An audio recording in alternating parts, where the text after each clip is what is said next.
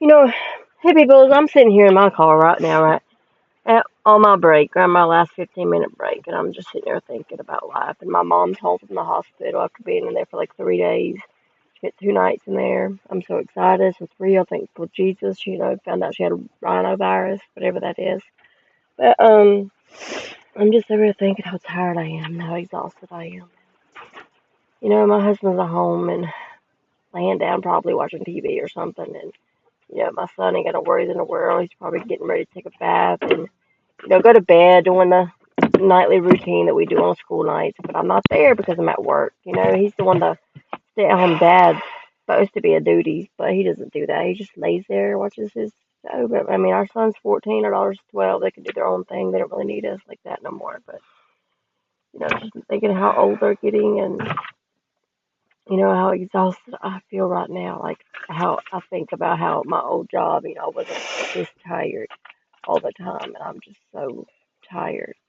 I'm wore out. Like I like my job and all, but I'm just so tired. Like I'm walking so much, and then I can't seem to get this thought out of my head of what um a family member, my brother's girlfriend's mama, came up to me yesterday at the gender reveal. We had a gender reveal. Found out that I was having a new nephew. It's a boy. She walked up to me and she was like, "Lisa, I didn't even recognize you. I wouldn't even recognize you. Took me a minute to figure out who you was, and I looked up at her and I was like, why?" She looked down at me because I was sitting down. She was standing up. She looked down at me and she said, "Because you're," and she put her arms out, kind of big.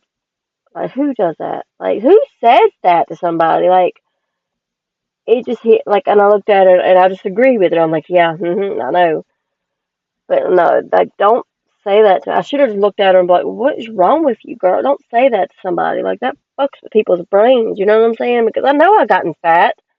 I know I've gained weight. You know what I'm saying? But the skinny side of me was on drugs, and I don't want to go back to that life. And I'm trying to lose weight. I'm trying to get healthy. I mean, I don't know what else to do. And for somebody to say that to me, it just really, really hit my self-esteem, people. It really did. As hard as I work, and I had somebody just smack me down in the dirt. And then my husband's like, "You're always yelling at me. You're always saying stuff to me. You're always being mean to me. I might as well quit talking." I don't mean to snap at my husband like I do. I don't mean to be mean like I do. I don't mean to. I don't. It's just I don't have a lot going on in my head. I wish I was a stay-at-home mom again.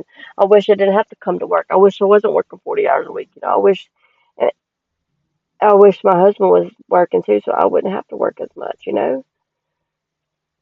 But life just isn't like that anymore, I guess. Ever since he got locked up and everything, I had to step up and be the one wearing the pants in the family now, and I'm not used to it. I'm getting used to it, but I'm not used to it. My son keeps telling me, "Mama, you're holding it down. I'm proud of you." I'm proud of me too. The only one that I know is proud of me is my son. I mean, my son and my daughter. My son tells me all the time he's proud of me. Takes all of us.